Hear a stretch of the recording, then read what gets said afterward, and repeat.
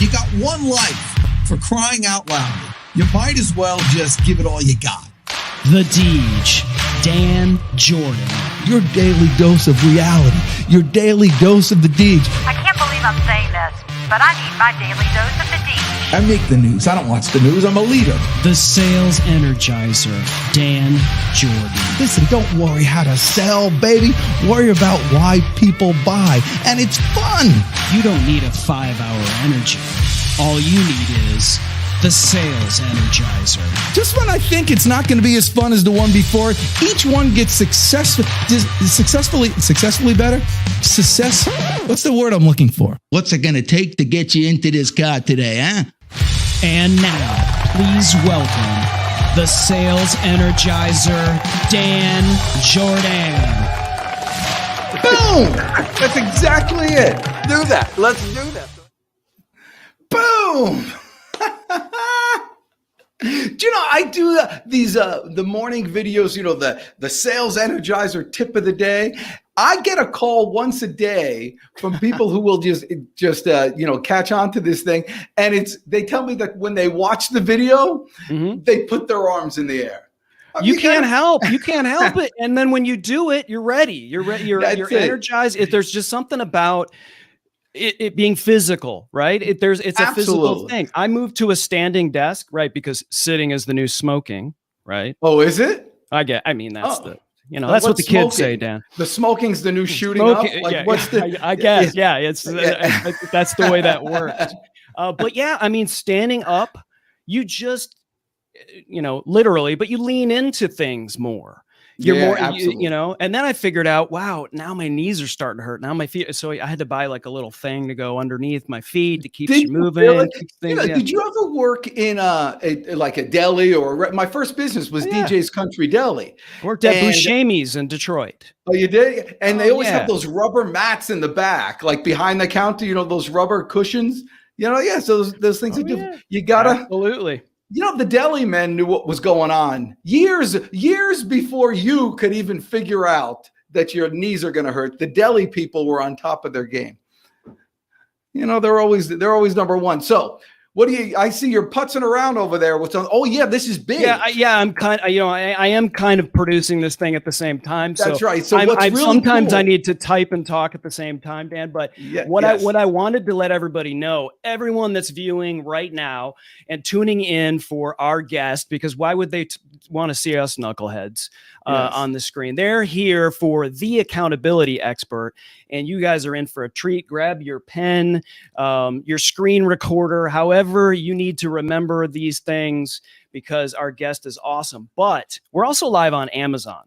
And so Dan is known as the Pitch Man over on Amazon. So we're restreaming this over on Amazon because you need to buy all Sam Silverstein's books, and there's no better way to do it than to get them today. So head over to thepitchman.com. That'll put you right into Amazon. Actually, if I could interrupt, I'm sorry, which I hate to do. Yes. Yeah. The pitchman.live probably would be a little better, but whatever the case may be, let's fix that. But let's bring Sam up, because I need to learn how to be more accountable, given that I always come at the last minute for this whole thing. Okay. Hey, yeah, let's get right into it. I know there's a lot of people that are waiting to just hear what Sam's got with bated breath. Right. That's exactly right. So, yes, without further ado, would you please welcome to Dan Jourdan live, accountability expert, keynote speaker, and an author of so many books. The whole carousel on Amazon is full of them, and you need to get each one of them. Would you please welcome my friend, Mr. Sam Silverstein? There he is. Let's go. Awesome. He nailed it. Where's the pastrami? That's all I want to know. I actually have you ever made pastrami? It's so much easier than you think. You take a corned beef and you put spices on it and you let it go, and it's like done. It's the greatest, and it's so much better. Make yourself a pastrami. By the way, Silverstein, happy Pesach. Did you have matzo ball soup this week? Of course. Why not? I would have that anyway. I make the world's best matzo ball. Here's the secret. Don't put the oil in like they say. Use schmaltz. If you use the schmaltz, it's like 1,000 times better. Yeah, and it's also 1,000 times more calories. But who's counting, right? Yeah, that's I mean, right. come on.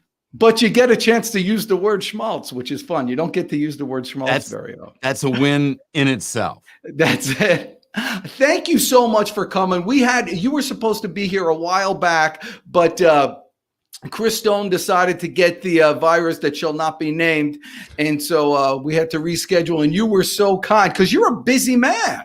You're out there doing stuff like nobody's business. How are you managing to stay busy when the rest of us are flapping in the breeze? Are you just that good?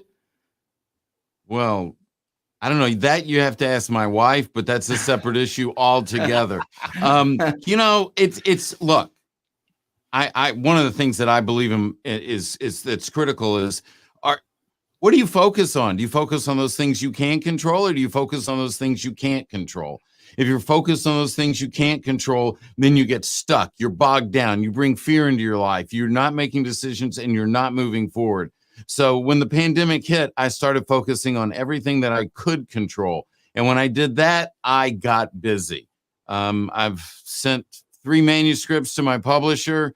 I have not sat down since then, Chris. I built this whole stand-up studio that show off the studio. Let me see the studio. Man. There's the studio. So you can see we're busy at work here. And I tell my wife, she calls all this stuff toys. I say, no, this is a business investment, dear.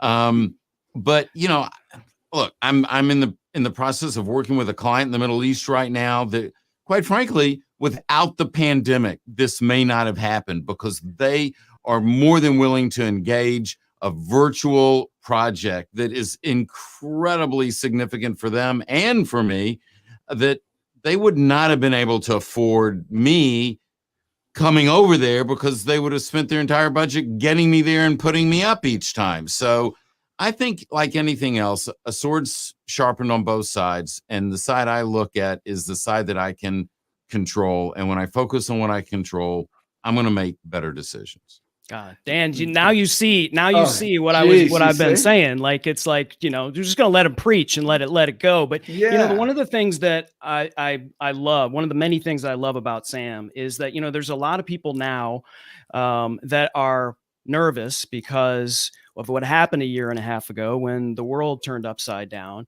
And Sam just, other friends like Victor Antonio and whatnot said, you know what? I'm rolling up my sleeves and I'm turning, I heard one person say that the virtual presentation is really the new suit.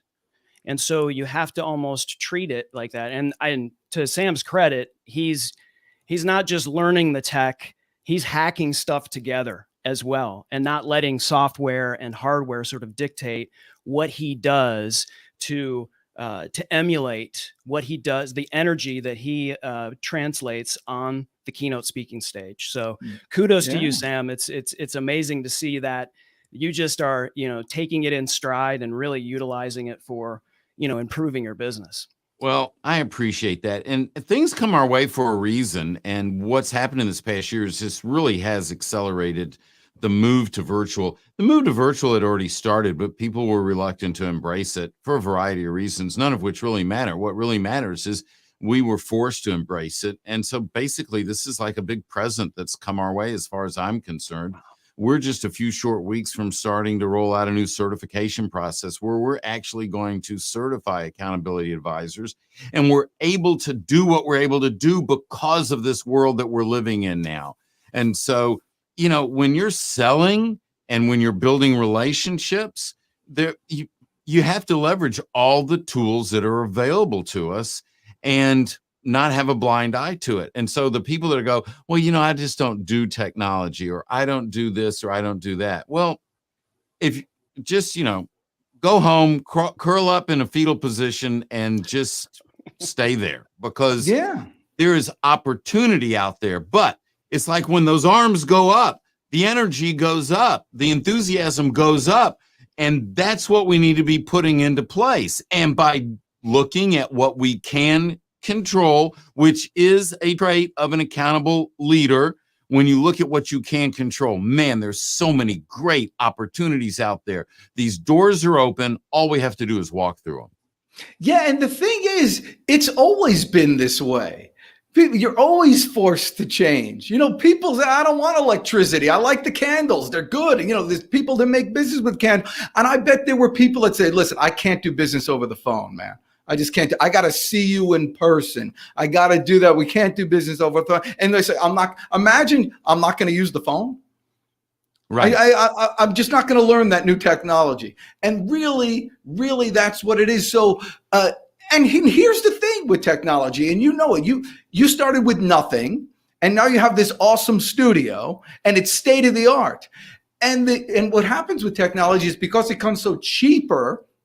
I mean, good mics are cheap now. Good cameras are cheap now because you can get top of the line. So you can go from a caveman to a Sam Silverstein with a few bucks, and then you're just there.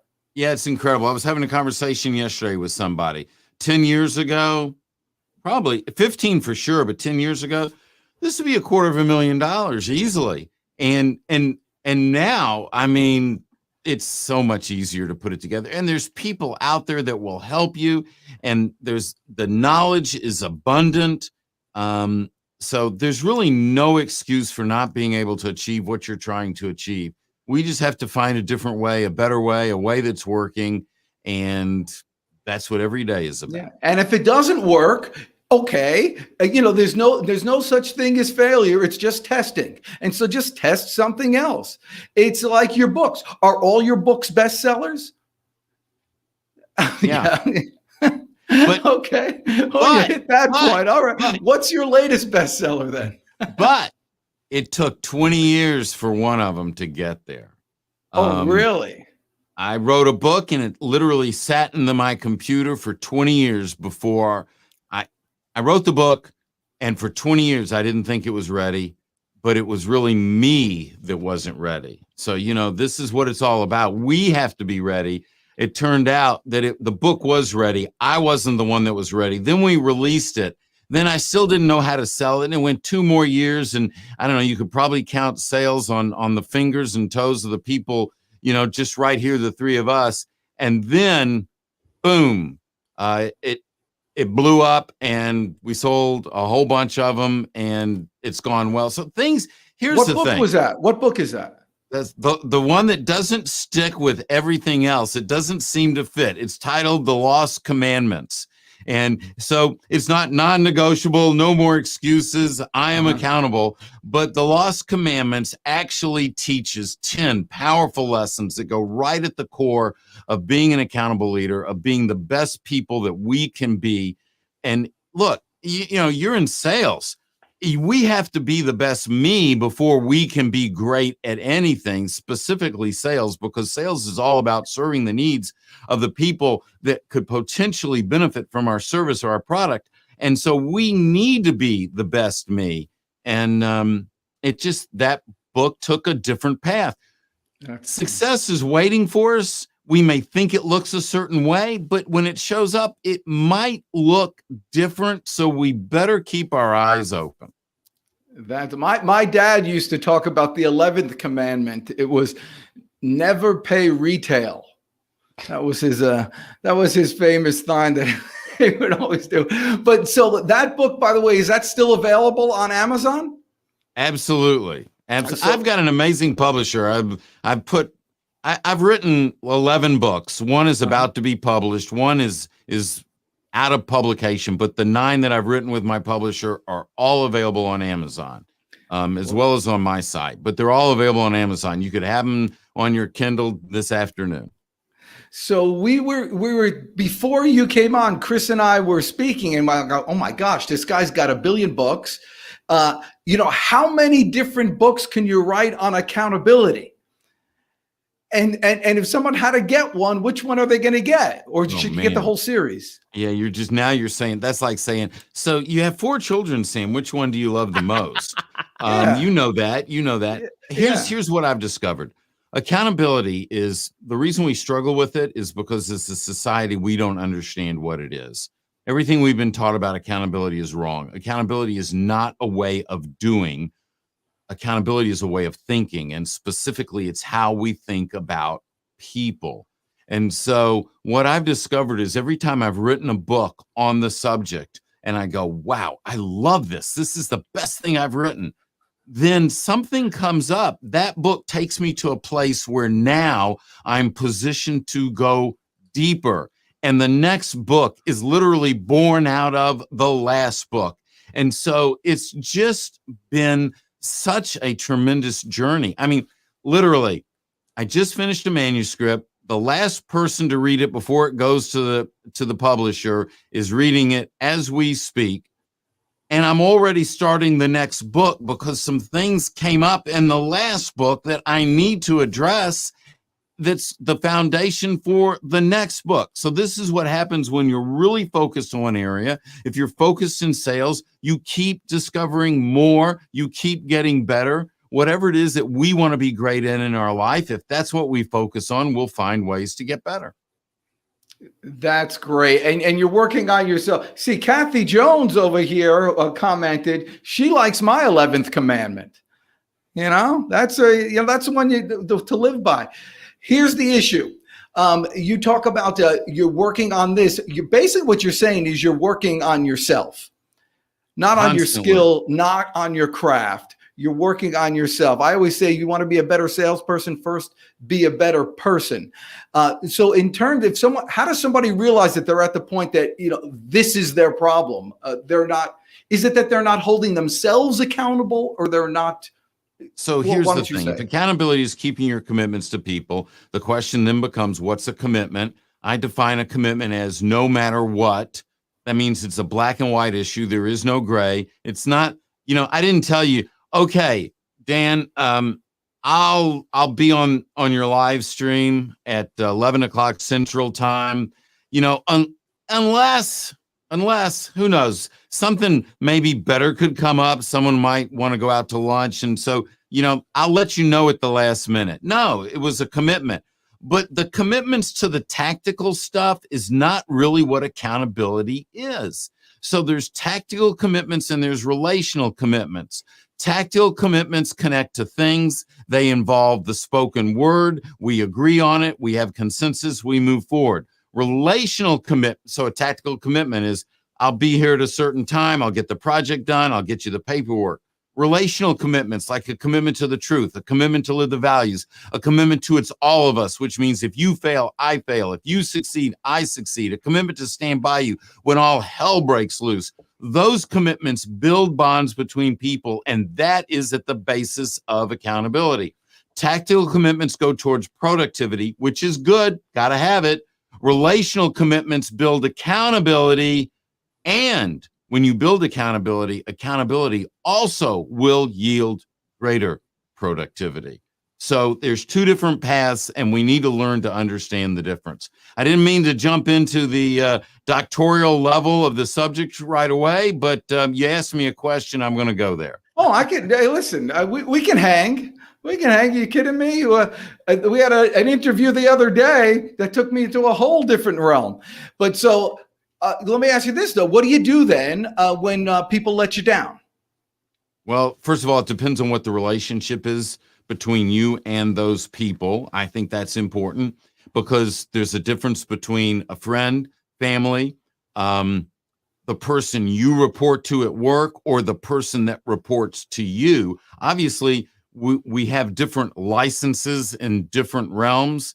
I think in business, I'm going to put it this way. Look, I was working with a leadership team from a large petrochemical company once, and they started laughing. I said, "What's so funny?"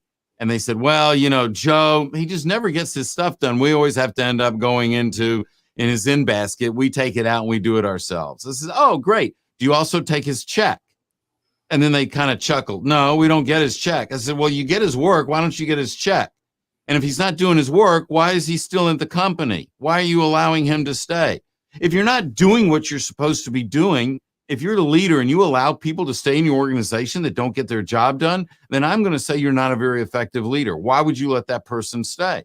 So there shouldn't be people that are letting you down. Why should there be people that let you down? Is that part of your culture? Your culture is, oh yeah, you can hang. You don't have to do what you say you're going to do. You can let people down. Why would you allow that? And once you realize as a leader that you do not have to allow that it doesn't have to be that way, then things can change if you take the right steps.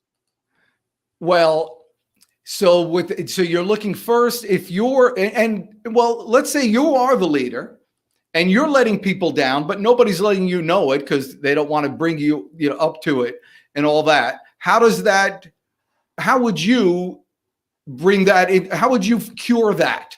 Okay. So there's two big that question in itself could be a whole conversation. One, yeah, listen, you were worried about me hanging with you. Now you have to hang with the Deej. That's it. I like that. Let's go deep. No, I wasn't worried about you hanging with me, and I wasn't worried about Chris, but I'm just saying we're jumping into the deep end here. Listen, Patrick Tinney is he's the one that you're going to lose him. He's a problem child. Patrick's too smart. I'm not worried about that. Okay. Look, here's the thing. To be our very best self, we have to allow others to speak into our life. And we need to be helping others to be their very best. And so I don't know what I don't know. And, if I'm having a conversation with Chris and we're working on something and he could say something, I have no idea that that's going on. I have no idea that I'm missing out on that. But I need to be open to having people speak into my life. Now, you can't just let anyone speak into your life. You have to be careful who you allow to speak into your life. But if I'm not open to feedback, if I'm not open to people speaking into my life, helping me be better, then I'm a weak leader. I am. And so the leader that's not open to that introspection, to hearing from other people, there's a challenge. I believe there's two big problems in business. One, we don't fire people fast enough. We allow people to stay around in organizations that are disrupting the organization, that are a negative drag on the culture of the organization. And we as people do not fire companies fast enough because we stay to organizations where they're not living the values, where they're not doing what they promised to do, either spoken or unspoken. And we reward the leaders of those companies by staying there. Now, I say all this knowing full well that it's not always easy for anyone to just get up and leave, and you have to plot your exit if that's the case. But doggone it, you can make a lot of money in this world, even if you are not a great leader, even if you are not doing the right things. And if a leader is not open to the feedback, I don't want to be associated with that leader. I want to find an organization where the leader inspires me, where the leader wants me to be my best self, and where their actions say through their actions that they're going to take steps to help me grow. That's where I want to be. That's an accountable leader. So what you're saying is this permeates the entire culture of the business, from the ground level all the way to the top, and it could start anywhere in between. I always tell people in the sales world, an average salesperson is much worse to the organization than is a terrible salesperson. A terrible salesperson is going to wind up to quit and they're going to leave. The average salesperson sticks around just long enough to make the whole place average. And that's what you start accepting. And it's the same thing with attitude and culture. We always say hire fast, but fire faster. I say hire slow and fire fast. Yeah, I say hire fast. I don't know wasting any time. Give them a shot, but I let them hang. If they don't fit the values, if I don't believe they can live the values of the organization, I do not want them in my building. And I know you want to get people in, but the key here is we want great people on the team. We want the people to love to work together, and no one connects through a product. No one connects through a service. They connect through the values. And so you're not walking in my front door if I don't believe that you can live those values. I love that. And I think the best way to find out if they will live those values is to let them live them. Come on in. And you just let them, it's just the thing. I don't think so. Like, for instance, for interviews, especially for salespeople, when I'm looking for hunters, the interview is, here's 10 names. You don't know them. I don't care if you sell them or not. Give them a call. And that's what I'm going to, most people will just walk out. They won't even do it. But I think trial by fire for me seems to work better. But you're right. If their values don't fit, they just won't be there. They'll just go away. But you're absolutely right. That type of accountability kills. So what is your latest book about? The latest book is the last book that came out, which came out in January, is titled Pivot. And well, it just so happens. Oh, look at that. How could that be? There you go. Oh, look at that, Chris. I love it. You guys are, look, you guys are just 3 steps ahead. That's the magic. The 3 big questions: reframe your perspective, maximize your potential, improve your life. And what happened was this book was born out of a speech that I gave right before the pandemic. Oh, there, we can order it. Let's hit that buy button about 500 times right now. There we go. There's 3 questions that we need to ask if we're going to gain control in our life. And those 3 questions are: what do I believe? What do I focus on? What do I commit to? And they may seem like simple questions, but they're really very deep, thought-provoking questions. And I take people through the entire process of understanding what they believe. Not only what is the source of their beliefs, what do they believe? What are their non-negotiable values, which are outward-facing? Beliefs are inward-facing. What do you believe your unique purpose is? What do you believe your mission is? Until we have all this information, we can't gain alignment in our life. And so I take them through that process. We talk about what do you focus on, and we talk about the 10 commitments of accountability in that as well when we get into the part on what do you commit to. Oh, yeah. So it's much more than just trying to be accountable. You're building up a human being. Oh, absolutely. Well, accountability is the highest form of leadership. Accountability is all about that connective tissue between people. Yeah, the reason it's the highest form of leadership is because it's about people. And when you're dealing with people, being with people, what could be more important than that? So we look at it through different lenses, through different aspects, and then how to step it out, live it, how to apply it individually, how to apply it in your organization, how to apply it in your community. Patrick, bad hires are toxic. Yes, I love that. So now I got Sam Silverstein and Patrick Tinney both against the Deej. That's all right. I can handle it. Come on, Patrick. Through the roof. Yeah. Good job, Patrick. But that's awesome. Well, that's true. So how you said 4 kids. Do you have 4 kids? I have 4 kids. Yes. Yeah, what do you think? so I make this stuff up? You think I just grab a number out of the air, Dan? Yeah, I know. So in all honesty, just between you and me. Yeah, because everything up till now has been a lie, right? Okay. Right. So, which one do you like best? Yeah, I knew you were going to go there. Just between us, right? Yeah, just between us. Why don't you ask them that? Ask them that. I'd be curious to see what that response is. Me, Dad, me. Yeah. Well, I actually, when my kids asked me that, I was prepared for it because they first asked their mother, and I knew it was going to come. But I was kind of prepared for it, and I first joked around, and whichever one asked, I said the other one. But the real answer was neither one of you. I only have 2. I said number 1 in my book is your mother. I go, both of you guys are going to leave me eventually. And I think they really liked that. I think they felt a sense of security knowing that, mommy's around here. Yeah, no, that's important. I think, oh man, I can't believe I'm about to tell you this. I'm sure I'm taking this out of context, but I remember as a child, my dad, I don't remember how we got in this conversation, but I pinned him down. I said, Mom and I go overboard on a ship. Who you throwing? And you have 1 life preserver. Who you throwing it to? Oh, and he didn't miss a beat. He says, "Oh, I'm throwing it to your mom. We can have more kids." Yeah. Smart.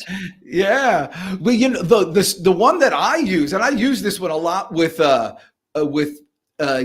like teenage kids and stuff like that. I say, just again, for character, because I'm all about, like you, I'm just all about character. When my kids went to school, I said, you're going to come back eventually with some awards and things like that.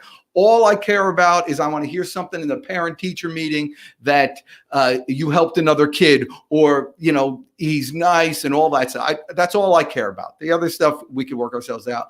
But I always ask kids, especially if they have pets, I go, you have your pet that you've had for 10 years is in the ocean drowning, and a strange person that you've never met before, but a human. Both are drowning. You have to choose one.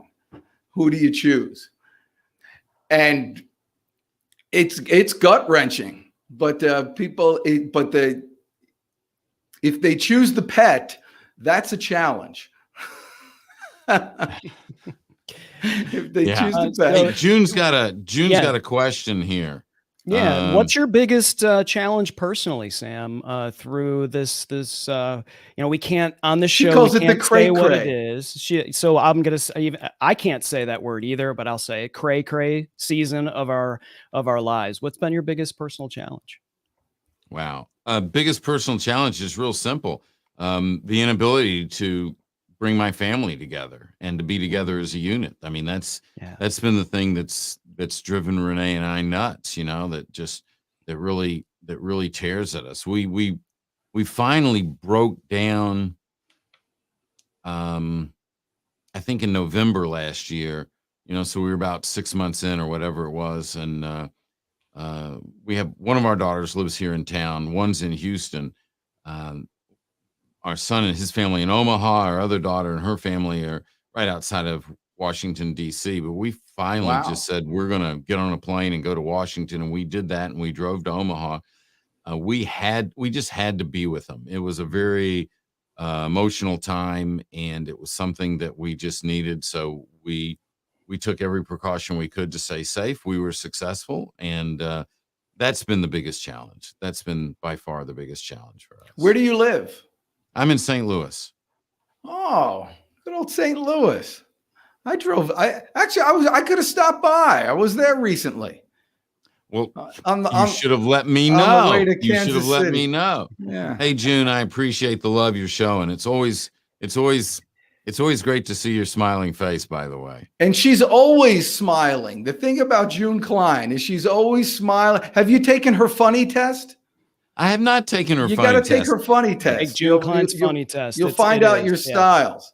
June is funny. Just standing at the water cooler. She was born funny. I mean, I've known June. Actually, June and I have known each other for a long time, and always love being in her presence. And that to me, there are certain people that you just love being around because they make you feel good, and June's one of those people. Yeah. And that's, I guess, in terms of accountability, that's also a big deal. Are you the type of person that you walk into a room, it lights up? Or are you the type of person that it lights up when you leave? And you get to control that, Yeah. And so how important is attitude with your accountability books? Well, since accountability is keeping your commitments to people, and I'm talking about relational commitments versus tactical commitments, attitude is kind of a funny word. I kind of focus more on a mindset. And that's why the first of those three big questions is, what do you believe? It's really critical. What do you believe about yourself? What do you believe about people? And so that leader, the sales leader, that says, I have 32 headaches and all of them have a first name, that's not going to fly. That's not going to work. And that's a mindset that is not a mindset of respect, but of contempt. It's not coming from abundance, but scarcity, not a mindset of gratitude, but rather of entitlement. And it's those negative mindsets that kill us, that always lead us to make the wrong decision. And so it's not so much attitude that I look at, but it's the mindset. What do you believe? If you don't believe that your team can solve the problems, then there is a problem, and it's not the team. It's you, because you hired the team, you let the team stay on, you trained the team, you provided the resources for the team. It's the leader. When a leader calls me and says, I need you I have an accountability problem in my organization. Yeah, I know what the problem is. They have a leadership problem. They just haven't impacted, they just haven't dissected that yet, which goes back to your brilliant question before is, how do you help people discover that they are, in fact, the one causing the problem? That can be a challenge. Well, so that's a big issue that you deal with, because you're right. Many of the answers are found in the mirror. And many times, and it's easy to talk. Hey, Sam, listen, go ahead. Tell me what I'm doing wrong. I can take it. I'm a big boy. I can take it. But really, I'm going to be kind of ticked off when you start telling me how bad I am. So how do you, again, everybody goes to these leadership things. We understand. Yes, I have to take this type of criticism. I'm not meant to work. Yeah, I'm not meant to work with everybody, Dan. It's like, there's some people that it's not going to be a good fit. Look, Global Gurus just came out and had me in the top 30. I think I was number 3 of organizational culture. I started on this journey of accountability, and all of a sudden I'm a culture expert, because that's where accountability comes from. It's inspired in the culture. I have a client that I basically had to fire because he wasn't caring for he cared for the process and the things more than he cared for his people. And so if they're not going to come around, they're not going to come around. There was a survey that came out 2 weeks ago, and it says 86% of the companies globally do not have a culture that fosters an atmosphere of high ethics. Do not foster ethics. 86%. Which means that there's a lot of leaders out there that are just putting out lip service. They're saying, oh, yeah, we have an ethics and compliance officer. We have our ethics policy. But it doesn't matter to them whether they're ethical, because all that matters is what the number is at the end of the day, the week, the month, the quarter, how their stock is performing. You cannot tell me that they believe ethics is important, because if they did, then less than 86%. You'd have more than 14% of the companies globally that had a culture that inspired ethics. So these people are just talking out of the side of their mouth. All they care about is dollars, but what they don't realize is the tactics they're taking are short-term and they're not long-term maximizing. That's terrific. So now how do you, the people that you do business with, the companies that you do business with, are they part of that 14% that is not? Or does somebody in the company of those 86% call you and say, hey, we got a problem, Silverstein, hook us up? The companies that I do business with are the companies that are in the 14%. The reason they're in that 14% is because they believe it, they know it's important, and they know it doesn't just happen. Whatever it is, they know that they have to work at it to continue to get better. The other clients I work with are leaders that are in that 86% that leave because they're tired of operating like that. They go into another company, and when they take over that company, or when they're in a leadership position, they go, bring in Silverstein. He can help us build a culture that's going to inspire and prioritize accountability. But the leaders that don't get it, the companies that need me the most, not only will they not hire me, I don't want to work for them. I don't seek them out, because they're not going to be receptive to doing what needs to be done, because they don't believe it. Action follows belief. It's only when we believe that something needs to be done that it will be done. That's why people that say, oh, you know what, things aren't working, let's change how we do this. They're doomed to failure. You can't change how you do something. You have to change what you believe. You have to change how you think. And then you'll change what you do, and it'll be long-term and sustainable. Yeah, Sam. So what are some qualifiers for companies that when you speak to them, that, would you be able to say, well, this is somebody that I can definitely work with. This is malleable. This is somebody that or this is somebody that's like, we're not a fit. So that's a phenomenal question. And I'll give you 2 brief examples. Chris Stone gets the phenomenal question. Well, but you've been taking me deep, Dan. It takes, all right. it takes I'm trying to pull him to shore. we don't get into the PhD material unless you ask PhD level questions, and that's what you've been doing. So, That's right. not to slight you.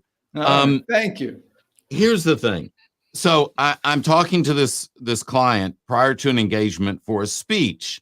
Now, my bar is lower for a speaking client than if I'm working on a long-term development, because I'm hopeful that through the speech that people will be inspired to want to improve, that they'll see what is possible. But if I'm going to work long-term development, it takes there's a higher bar that you have to go over. This particular woman, who is an executive at the highest level, kept telling me, well, the leader wants this culture that prioritizes, it's obsessive about the clients, and client experience is everything. And so I said, well, the client experience is never going to exceed the employee experience, because it's hard for employees to be treated poorly and then turn around and treat the clients really well. And she says, yeah, he doesn't quite get the needs of the employee, but the leaders are really good people. They really are. And then we would go on in the conversation, and this would happen 4 or 5 times.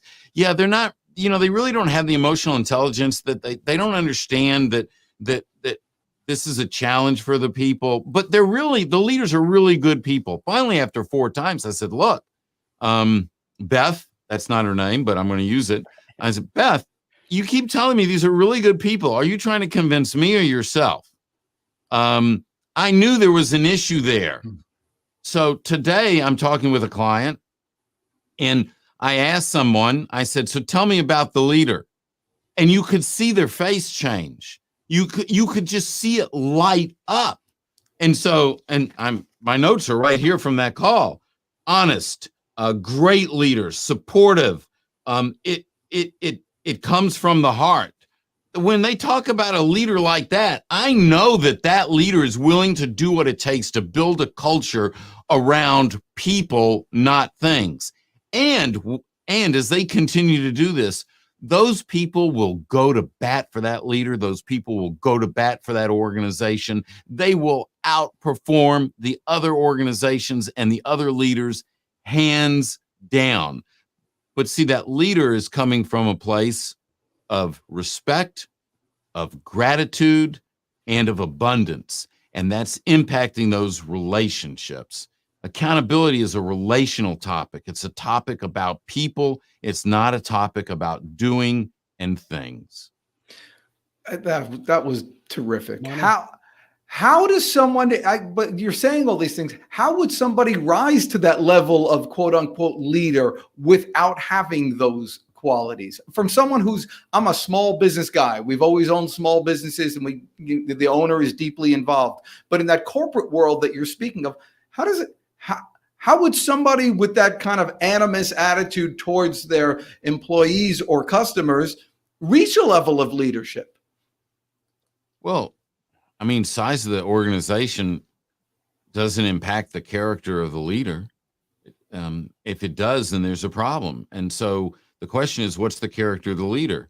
And if you're the board of directors of a large company and you're hiring a leader that has low character, then that's what you're going to get in your organization. And if you hire a leader that has the highest standard of character, then that's what you're going to get in the organization. Now, how the individual develops the character, that for all of us is a lifetime of experiences. It's who's impacted us. It's the mistakes that we've made that we either did learn from or didn't learn from.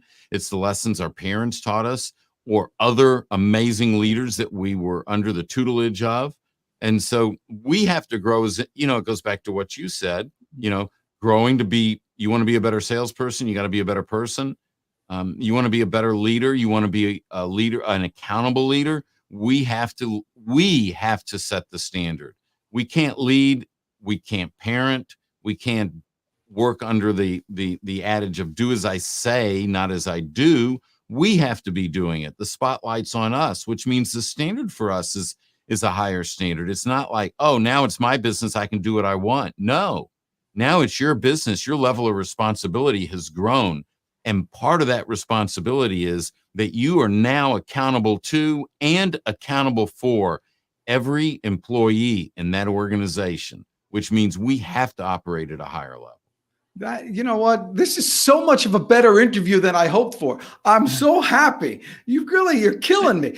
Okay, I'm gonna tell everybody first, go out and buy his books, every one of them. If you want to find the best one, start with the oldest, buy that one, and then keep buying, keep going. With that, and then I'm going to ask you one last question because I really am curious. This is one thing that for whatever reason, this entire interview I've been leading up to this. How do you, who I consider after this conversation a terrific leader, parent, husband, person, thank you, acting like the person you'd like to become, and you see that person in the mirror, how do you handle setbacks? Well, so first of all, I'm going to have to ask you, what's a setback? A big setback, either financially or otherwise, a big one. Yeah. So was it my doing? Was it something I had control over? Was it something I didn't have control over? You're just going to have to take it where you go. I know. I'm just saying, I'm giving you my thought process. If I roll out a product and it's based on the internet and the government tomorrow says no more internet and pulls the plug and there's no internet, I got a major setback, and it's something that I have no control over. Most of the challenges we have in life, maybe we didn't put the energy in that we should have. Maybe we didn't do our due diligence. Maybe we didn't take care of all the details. We entrusted the wrong people in the project. So there's responsibility. Setbacks are just a way of life. Think of it as the economic cycle. There's ups and there's downs, and life is that way as well. And so my question is, what can I learn from the moment? What do I have control over when things aren't going right? What decisions do I need to make to get this back on track? And so those are the things that I'm going through. I have those. Look, I'm not perfect. We talk about all this. Everything that we've talked about is something that I have struggled with, that I continuously work on. None of us are perfect, and none of us are going to go through life without setbacks. So my focus is always going to be, what can I control? What action can I take to move forward? How can I grow to be a better person? And I just want to keep moving. Moving. That's terrific. That's exactly the answer one would expect to hear from a leader who takes accountability and personal blame and credit for all that happens. I can't tell you how much I appreciate you coming out here and playing with us today. Everybody go out and buy their books. I'm reminded of one story when I used to have one of my first businesses. It was a lawn care company, and we were really busy, and we're having challenges with all that. And my number one guy, my manager, came to me and he said, this business would be great if it weren't for all those darn customers. And I realized at that point I had the wrong person. Thank you so much for playing with us today and for watching. Guys, go ahead and get some books. Remember this, it's up to you to make your career, your life, and your future as good as you'd like it to be. Act like the person you'd like to become, and you're guaranteed to see that person in the mirror. You're the best. I'm the Deej. Go get them today, guys.